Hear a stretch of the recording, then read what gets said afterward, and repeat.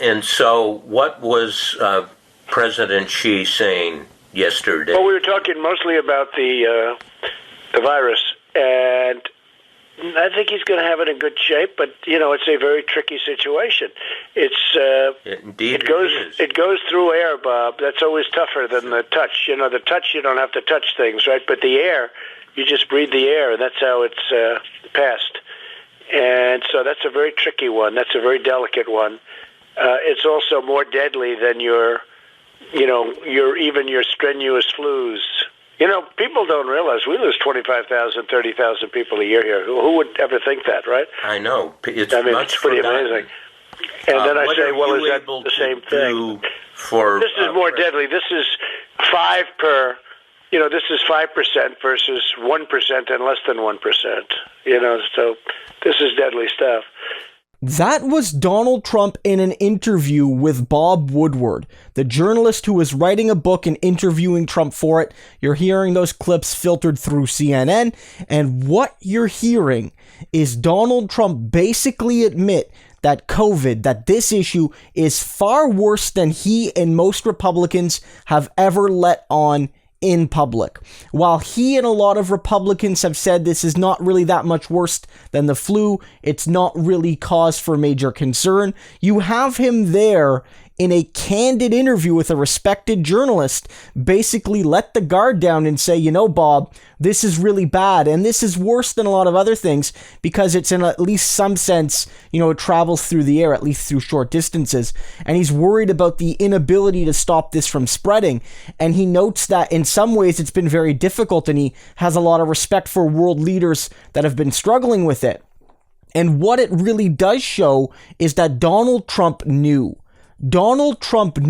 how bad this was. He was getting the information from other sources around the world. He was getting it from Fauci. He was getting it from common sense news reporting.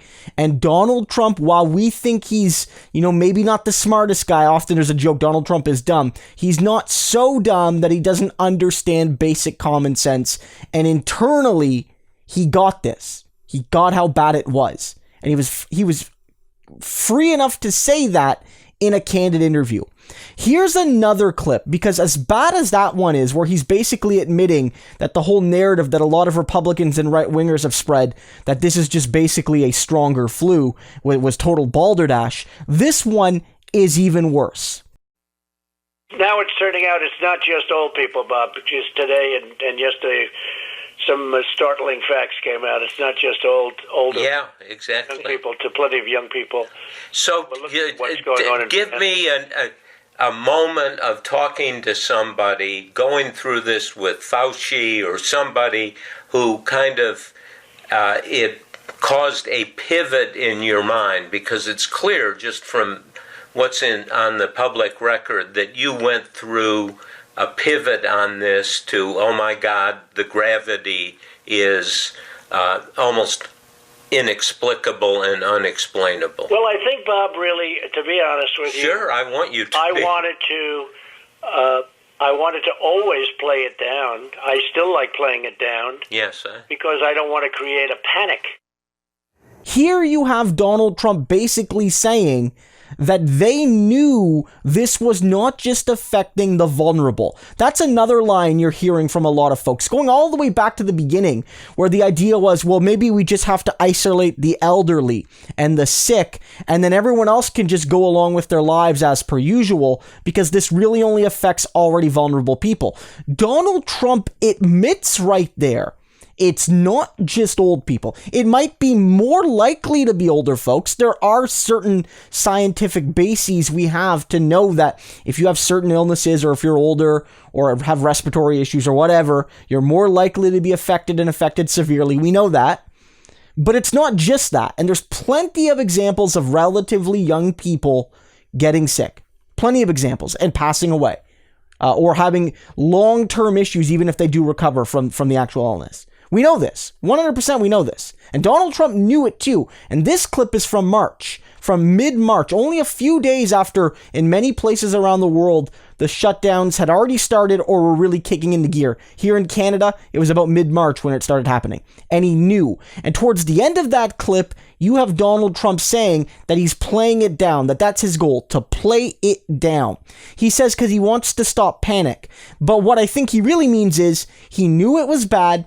He knew it was devastating, and because he knew it was bad and devastating, the only reasonable response was a total, uncompromising shutdown of non-essential services, and that would have severe economic effects on the United States, and that would make it look like the economy was bad, and that he would be more likely to be defeated by Joe Biden or Bernie or whoever it was at that point, likely Biden by that point still. And the whole point was for Trump, downplay this, obscure the scientific reality, know that my core base will believe what I tell them, and that other conservatives will believe what I tell them most of the time, and try to get away with it. Trump knew. Trump lied, and people died. The refrain a lot of conservatives said, China lied, people died. Well, Trump lied, people died. Trump obscured the reality of this. And so he cannot feign ignorance. He cannot say there was no scientific consensus. He cannot say he was operating under a lot of floating data. He can't say that. Donald Trump, when the guard was down, when he was speaking truthfully, candidly, knew that this was dangerous, far more than anything we normally see, knew that it affected more than just the vulnerable, and knew that there would be major political and social and economic effects if he was actually honest with the people. This is damning.